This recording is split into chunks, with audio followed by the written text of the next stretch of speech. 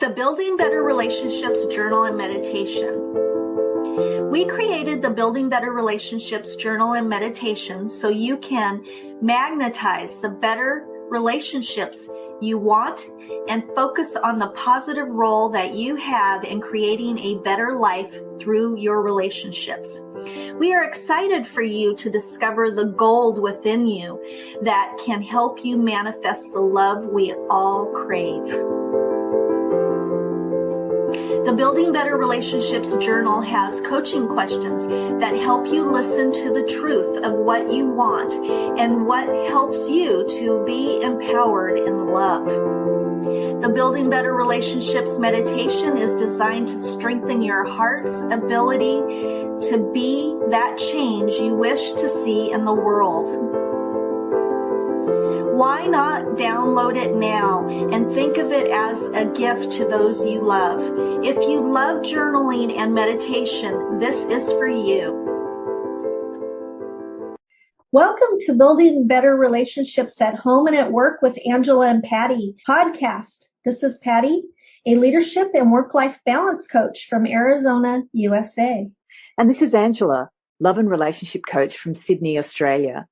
And we are building better relationships with you. Sharing new perspectives on being heart-centered at home and at work. So you can draw on your inner power to make your relationships and the world a better place to be around. Hi, Patti. Hi, Angela. How's it going? It's good sometimes. Better days other times. How about you? Yeah. This is a good topic to talk about. We've kind of talked about it a little bit before in the past, but not as in detail as we will be this time. Yeah, it's very much connected to some of our earlier podcasts. And the very first one, when to say yes and when to say no, but we're looking at it from a different lens today. Yes. So, audience, are you always the one putting everyone else first at home and at work, in friendships, while your own needs end up last on the list? In this episode, we will explore the hidden cost of self-neglect and its impact on happiness and relationships. Well, thank you for joining us and welcome back to another Building Better Relationships at Home and at Work with Angela and Patti. And today, Angela and I are going to ask you a very hard question. What happens when you always put yourself last? Yes, so this episode is looking at several different scenarios, problems, and we've called it the cost of putting yourself last. Whether it's your family, friendships, or work, and you're constantly saying yes and ignoring your own needs, that can lead to burnout, resentment, disconnection. So in this episode, we'll explore the real cost of putting yourself last and how to start honoring your needs without the guilt, which I could do with as well. So a few things we're going to explore in the episode. Why do so many people, especially caregivers, leaders, empaths, the go-to people, the doers, why do they put themselves last? And how resentment quietly builds up when your needs go unmet. And small, powerful steps to start putting yourself back on the list without guilt. When you take care of yourself, you show up more fully for the people you love and at work. So we're going to look at 4 different problems, and I'll put them up on the screen as we go. And as we're reviewing the problems, maybe you can reflect on what does it mean to put yourself last?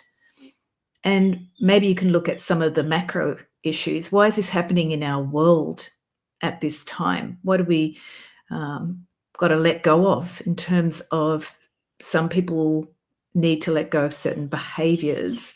Because when when we think of our previous episodes, we're looking at when you say yes to something, you're usually saying no to something else. And conversely, when you're saying no to something, you're saying yes to what you really want. So today we're going to look at, in more depth, 4 different scenarios of that reflect on the cost of putting yourself last. So let's go to the first scenario or problem of putting yourself last is ignoring your personal needs. And I'm going to share from the lens of the empath. And some of you may not consider yourself an empath. You might think of yourself more as the go-to person. But from the lens of the empath, they often sacrifice self-care, putting themselves first in the care scenario to look after others. And so that leads to emotional imbalance. And why do we tend to do that? It's not just the case for empaths, but it's a sort of program that happens when we're very young. And as a child, we want to make sure that people around us are happy because we feel happy when they're happy. And we may not have got that sense of separate identity as clearly distinct when we're younger as well. Certainly, even before we start learning language, we may not even understand that we're separate to others. So what happens is, because we start to prioritize others' happiness, we think the opposite thing. If I don't show that person respect or compassion or make things easier for them, then I'm doing something bad. And if I'm not nice to that person, we also end up with this sort of loop of thinking. If I'm not nice to somebody, then I'm going to be made to be the bad person. And I've seen this very much with people in trauma situations where they've learnt that if they say something back to the caregiver, that they might get told, you're not a good person for speaking up. So they tend to start programming a cycle of thinking, if I speak up, somehow I'm going to become the bad person. So one of the solutions for this can be a really daily energy ritual. And I know that if you've got like embedded programs from how you were brought up and raised, they can be very challenging to change quickly. But one of the simple solutions is to start looking at, how am I using my energy? Are you wasting time going into a loop of guilt? Are you feeling tired? That's a very big clue that you're not using your energy to look after yourself. And are you asking for what you need, or are you bypassing that? Then when you actually have recognized that, you have to do a second step, which is to go into asking for what you want. But the first step is sometimes the hardest, because if we ask for what we want or what we need, you can go into a loop of fear, thinking, is that too much? Am I going to get in trouble for asking for that?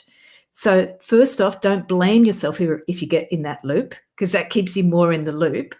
But you may need to just find a way to get yourself out of the loop. There's some other techniques we're going to share later in the podcast about how to ground yourself.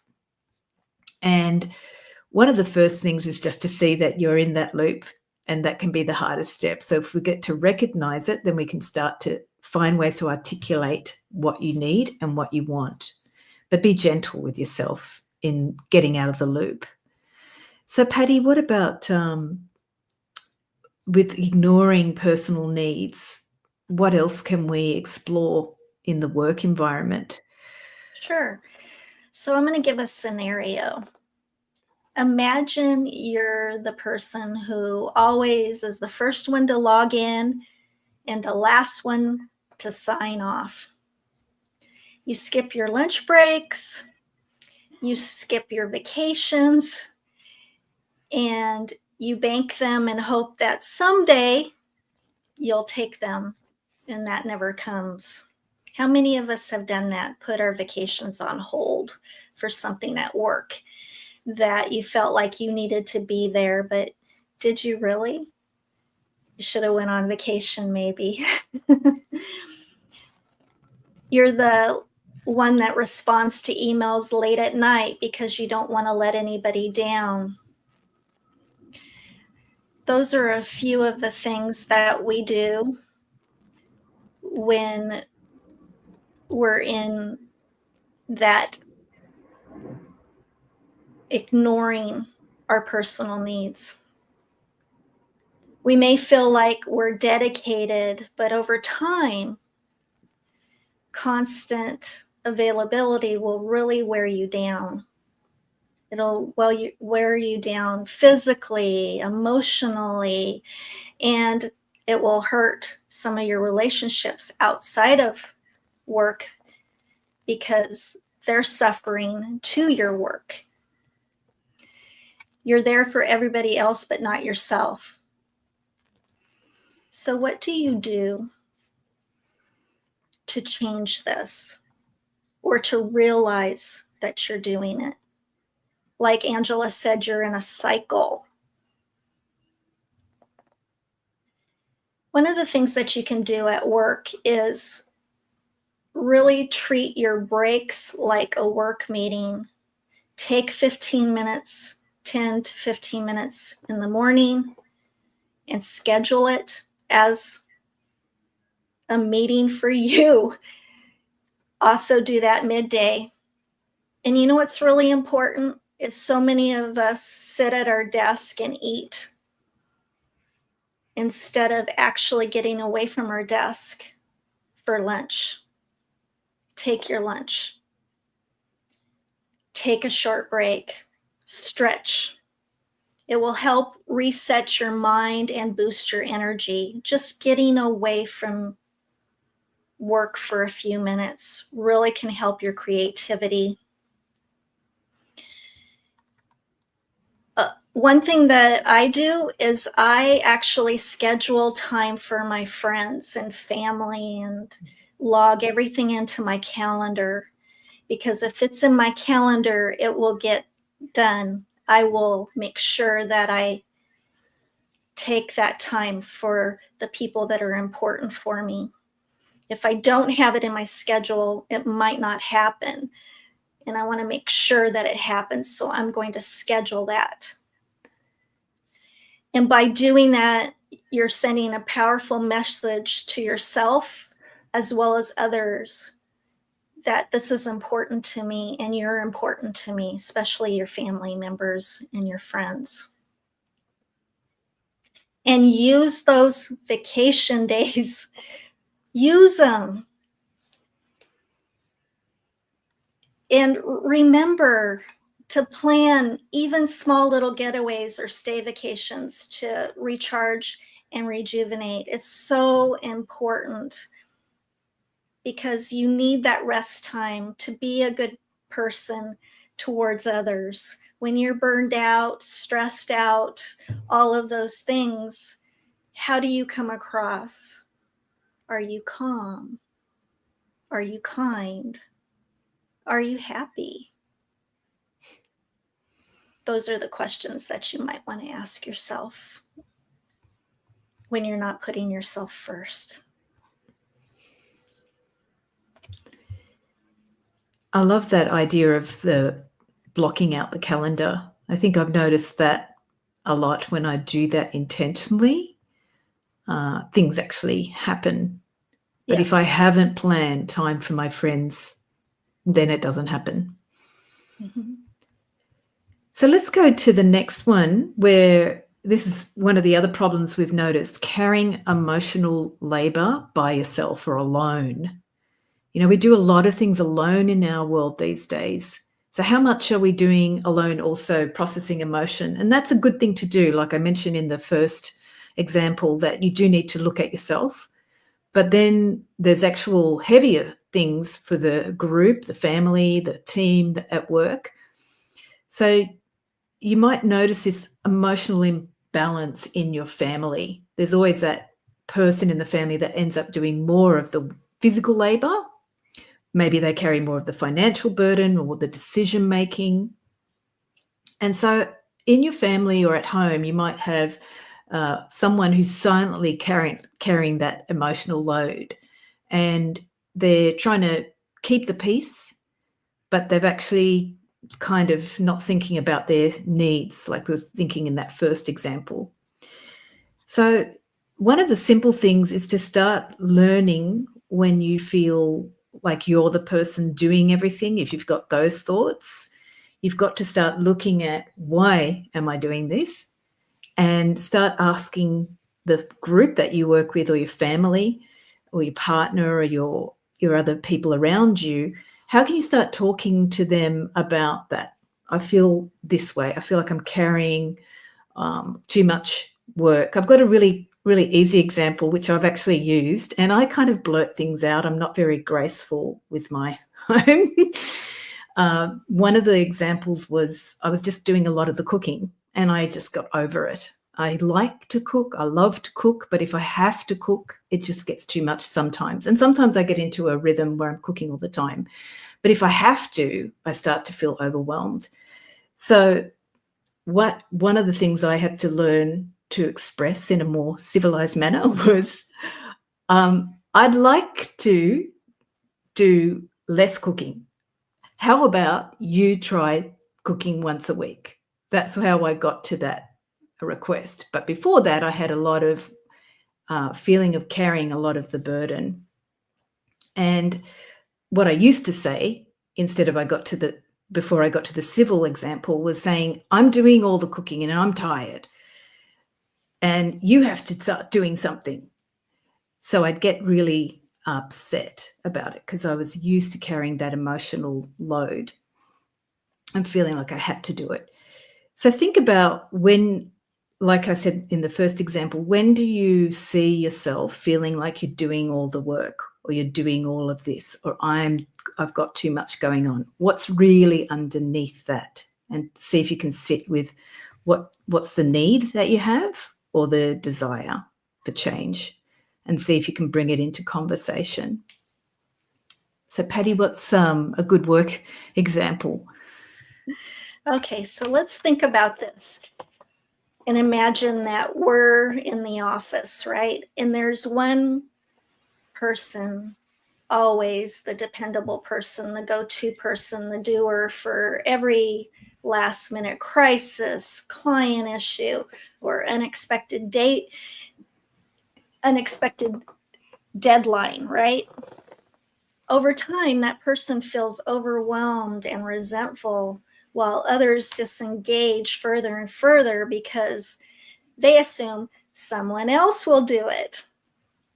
This pattern quietly erodes teamwork. It burns out that go-to person and damages the overall morale in the office. So, what can be done to change this? If you're a leader, you can rotate the responsibilities of the tasks or projects, allowing everyone to take a turn in learning and solving problems. This creates skills for everyone and helps prevent burnout for the person that is always the one getting the workload, right? Instead of funneling every issue to one person, ask who else could do this or contribute to this.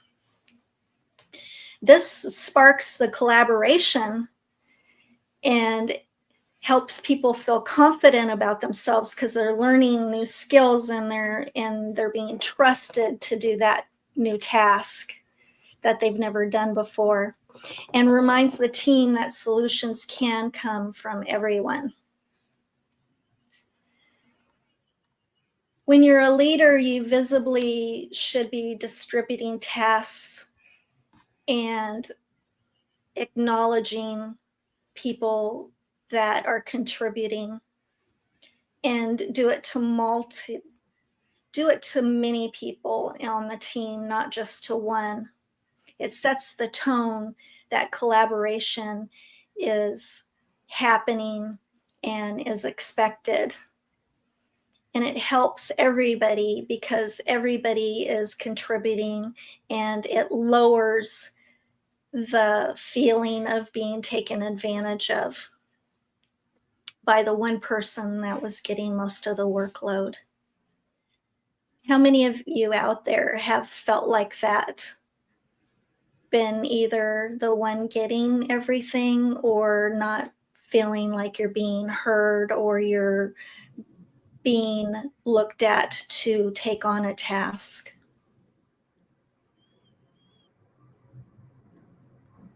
And the other question you gave us, Patti, was like, what would healthy boundaries look like in this situation? What you shared about collaboration in the team environment and as a leader, which is your background working as a leader in management, you were saying that you delegate everybody in the team something so they can actually experience what that's like. Can you just explain what's healthy about that in a team environment? Yeah, what's healthy is that people learn new skills and they learn how to ask questions. They learn how to do that particular task and start to feel confident and not fearful. And it also is an achievement for them because they took on the task and they're able to finish the task and feel like they really added value to the team because they were involved and they actually were trusted to do it. And that's how people find out what they really like to do and what they don't like to do and what their strengths are. And learning something new helps with that because you don't know if that's something that you're going to enjoy until you try it. And you might be very, very good at it. And that's how you find out what you enjoy and what you don't enjoy, and what your skills are, and how good you can be at that skill by doing it. And yes, people make mistakes, but you learn from those mistakes and you get better because you're learning. Great. You're getting better at your job. You're getting better in so many ways because you're taking on something new. I like that. It's empowering to, like, a healthy boundary can also be empowering someone to become aware of something that they didn't know about themselves or about the task or about the team or about what's involved. I know at home when I've done the cooking option, that's encouraged my family to get more creative with cooking, and it's also given us new ways of just sharing time together as well. So it's created new things in our relationships. Right, it's brought you closer together. Yeah. Yeah. So let's go to the third option, the third problem, I should say, about the cost of putting ourselves last, which is a loss of identity of our sense of self. So we often see this with empaths or with people, as I described before. You grow up thinking you've got to make everybody else happy. You don't understand who you are in that dynamic, or you just start to bypass yourself because it's easier. It's better than dealing with speaking up. It's better than dealing with potential conflict. So often when you have this problem of loss of identity because you're so used to putting yourself last, the fear is more powerful, of fear of speaking up is more powerful than the actual issue of asking for what you want. So this can be a really big problem in terms of how you feel about you, how you perceive yourself. And Patti, I find this a lot in coaching with clients. The topics that they bring, I'd have to say about 70%, it's not really about the situation. It's about, if I ask for what I want, is something bad going to happen? I find this very, very common. It's a perception about the situation, not the doing of the situation. It actually leads to this sense of, am I worthy enough? to do whatever I want to do in life. So what happens with a lot of people who tend to put others' needs first is it can actually make you feel cut off from your true self because you're so used to doing that. And you can even end up with thoughts like, what am I doing here? I've heard that a lot through some of the people around me. It's like, why am I even here? Why am I in this relationship? What am I even on this planet for? Why am I in this country? It's a feeling of being disconnected from life itself. That can be some of the bigger sort of existential feelings.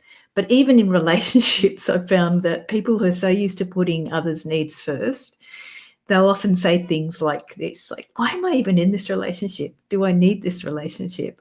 They can get to the point where they're really just feeling they don't have an identity in the relationship, and then that can lead to them looking outside the relationship to find an identity. So my simple solution for this is to start by really reconnecting to your passions. So earlier when we were talking about ignoring our needs, Patti said some grounding exercises or getting physical or movement. For me, it's a larger question. It's like, what lifts you up? What fills you up? What gives you joy? And the question that I have usually is, if I'm feeling this disconnection, I don't have my sense of self. It's like, what's missing in my life that fills me up? What am I not doing? What's missing in my life that fills me up? You can look at, how do you feed your body and your spirit? Some of us, it's not just about our self-care physically. It might be something that gives you fun. It might be something that just makes you feel alive and passionate. And also, who fills you up? Maybe you're missing connection or time with someone that lifts you up. So often it can be others that help us. But the first step I usually do is like, what's missing in my life? What am I missing that gives me life? And Patti, what about our work scenario? In many workplaces, some employees consistently give their all, staying late, volunteering for extra projects, and supporting their teammates, yet their effort goes unnoticed. And this, over time, can leave them feeling invisible, undervalued. It can just demotivate somebody. And a lot of people put their work as part of their identity. And when they're stripped of appreciation, praise, or getting a job, project, or something that means significantly to them because of what they've given to their job, how they've gone over and beyond, and nobody's noticing, can really deflate a person. And when appreciation is missing, even the most dedicated employees will start to emotionally withdraw, disengage, believing everything that they've done doesn't matter. The silent disengagement can damage the team morale and productivity. So, what are some things that can help with this? Communicate clearly about the workload and your availability. Saying yes only when you can give your best will help prevent burnout and being very resentful. And consider working with a life coach like Angela or I, or scheduling a Reiki session to reconnect with your purpose and your energy. These tools can help you release emotional stress and refocus on what truly matters to you. Another option could be create a journal to record your daily or weekly accomplishments and review it often to encourage and inspire you by recognizing those achievements. And everything that you do is important, and never let anybody make you feel like you're not appreciated, because people do see what you do. They may not acknowledge it, but with you acknowledging that you know what you do and you're proud of what you do makes a difference. And it keeps you going because you know you've done the best that you can possibly do. And even if you don't get recognized for it, and others know as well.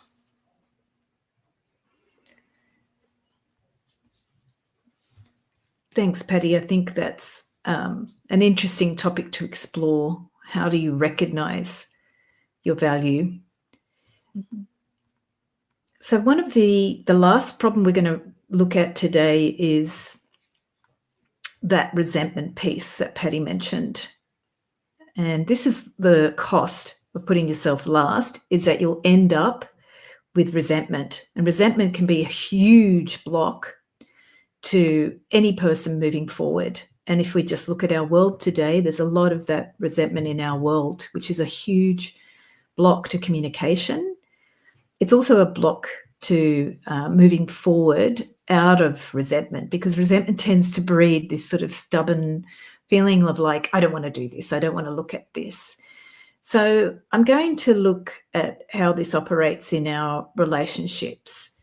The question I have for you is, have you noticed how resentment can build when your needs are ignored?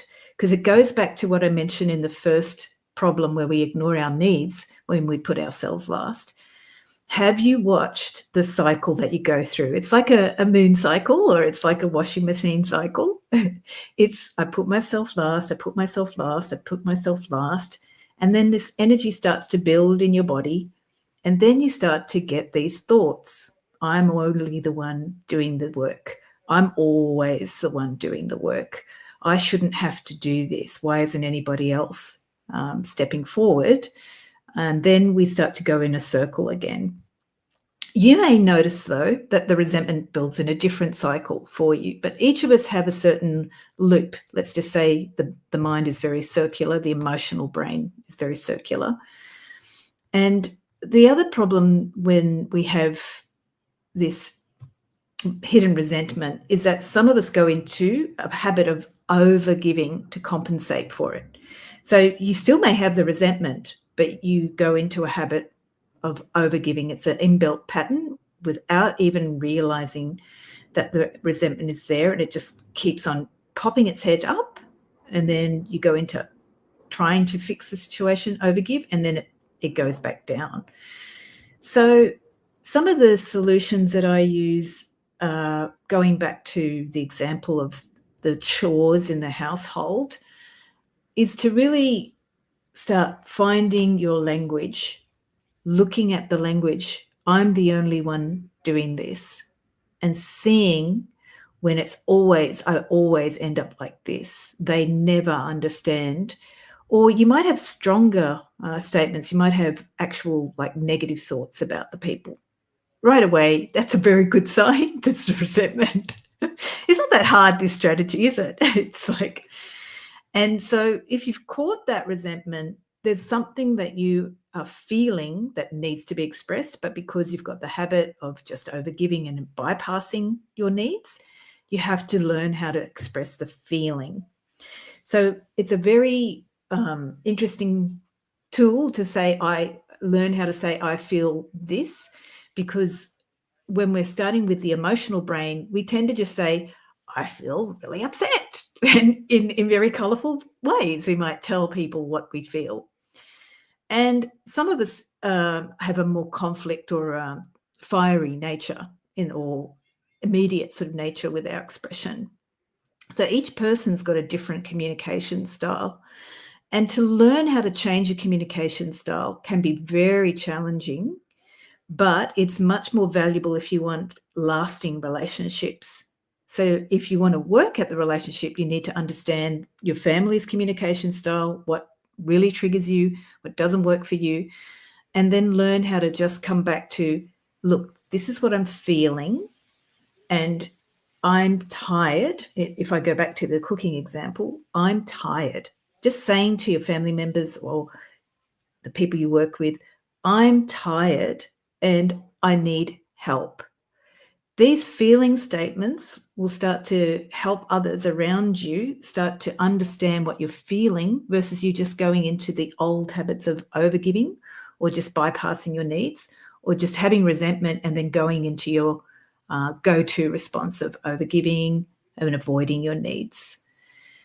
So if you are with a lot of resentment and you're into the stonewalling phase, this is a very interesting place because it's where I think a lot of families build up habits of non-communication that can happen from your childhood. You could have parents that did that, so you end up learning not to communicate. You go into stonewalling behavior when needs are not being met. Sometimes it's not the worst response to go into stonewalling, but if it continues to be sort of an attack on the other person, that can be really degrading to the relationship. So if you can't share closely with your close people, that needs to be somehow addressed, not in a sort of blaming way. You need to actually understand, like, I feel like I can't speak. I feel like I can't share my ideas. You need to be able to say, I feel scared to share my ideas as well. And if you can do that with your close family, then it can go out to other or close relationships with friends. Then it can start to build a sense of your needs being met by that core support of people. You may not be able to do this with everyone, but the goal is to do it with a certain group of people that can build a foundation for your needs to be recognised and for you to be put first. So you know that with these family members or with these friends, my needs are recognised. And you may have varying experiences with different people. So to not expect all friendships or all family members or all partners to be able to recognise those needs. The responsibility comes when we put ourselves first to be able to say what we're feeling and to express those needs. So what about our work environment, Patti? Let's see how this translates. Yeah, so I'm sure many of you out there have had resentment at one time or another in the workplace. And resentment often grows when you're a very reliable employee and consistently take on more and more work than your peers do.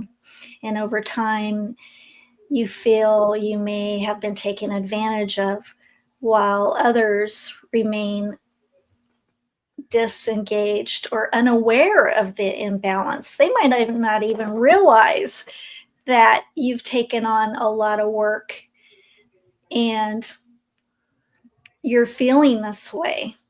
Your supervisor might not even be aware of that. And this tension can quietly sneak up and erode the trust and lower morale and weaken the collaboration with the team. And it ultimately is harming all of the relationships and the productivity. So, how can that change? Leaders who hold regular check-in meetings with their staff can safely, and the staff member can safely express their concerns and say, I have a huge workload and I feel that others on the team don't have the same amount of work. If you could feel safe saying that and actually talk about it with your supervisor and have this open space to talk about it and for the supervisor to realize how you're feeling, even if it's not accurate. At least you both can talk about it and come up with some kind of solution to help with the workload that you're experiencing. And this creates an open space for both of you to understand what's going on, and there's no blame anywhere, and come up with a solution on how to fix this workload situation. Recognizing the extra effort can help ease resentment. Even small, genuine thanks can make a difference. If the supervisor says to you, "Oh, I noticed that you were here and you took on this. I really appreciate it. You did such a great job." That will make a difference towards the person and how they're feeling. Clarify each person's roles and their responsibilities to avoid a misunderstanding. When expectations are transparent, fewer tasks will slip through the cracks or get dumped on a single person. So the term bottlenecking, somebody is holding up the area because they can't get the work done and it's causing problems down the line. Finding that problem and making a solution to help move the flow of the workflow will help the whole team and everybody involved. So actually discussing, "Oh, do you need help? How can I help you? I notice that you have a lot here. Maybe I can help you take some on." Actually talk to your coworker and see if you can help. That can help with resentment in the workplace as well. That was very helpful, actually, Patti, about the expectations and the roles. I've been doing some training with another performance team at the moment, and they do that. They go over the expectations with you, and it clarifies a lot of things. But also, like, giving voice to people about where they need help and where they can get help if they are overwhelmed as well. Yeah, not being afraid to ask for help. Yeah. I think that's the thing with sometimes when we're carrying the burden alone, we get used to not communicating and not asking for help. So that's been a very big thing, I think, in our world today, to just learn how can we express what we need in the moment instead of attacking or reacting. What we maybe need to go deeper and find what is it that we need, and then how to communicate that. So we just wanted to close now with our question here about what is it that you might be discovering that you need to explore after anything that you've listened to today? What's your biggest takeaway from today's conversation? And just to remind us all, this is me as well, I'm talking to myself when I say this, is that when we honor our needs, we can show up with more presence. And what is presence? It's actually being aware of yourself, your energy. What is it that you want to share? What's important to you? And that gives you the capacity to be more of a contributor in your relationships. So we'd love to just hear from you. What was anything that you took away, one thing from today's episode that really resonated with you? And you have the power to choose yourself and still be there for others.